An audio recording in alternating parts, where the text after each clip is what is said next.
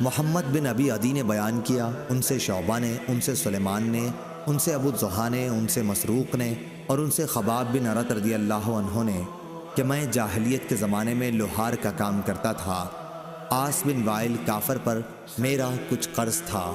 میں ایک دن اس پر تقاضا کرنے گیا۔ اس نے کہا کہ جب تک تو محمد صلی اللہ علیہ وسلم کا انکار نہیں کرے گا تو تیرا قرض نہیں دوں گا۔ میں نے جواب دیا کہ میں آپ صلی اللہ علیہ وسلم کا انکار اس وقت تک نہیں کروں گا جب تک اللہ تعالیٰ تیری جان نہ لے لے، پھر تو دوبارہ اٹھایا جائے۔ اس نے کہا کہ پھر مجھے بھی مہلت دے کہ میں مر جاؤں، پھر دوبارہ اٹھایا جاؤں اور مجھے مال اور اولاد ملے، اس وقت میں بھی تمہارا قرض ادا کر دوں گا۔ اس پر آیت نازل ہوئی، کیا تم نے اس شخص کو دیکھا جس نے ہماری آیات کو نہ مانا اور کہا کہ آخرت میں مجھے مال اور دولت دی جائے گی؟ کیا اسے غیب کی خبر ہے یا اس نے اللہ تعالیٰ کے ہاں سے کوئی اقرار لے لیا ہے؟ صحیح بخاری حدیث نمبر 2091۔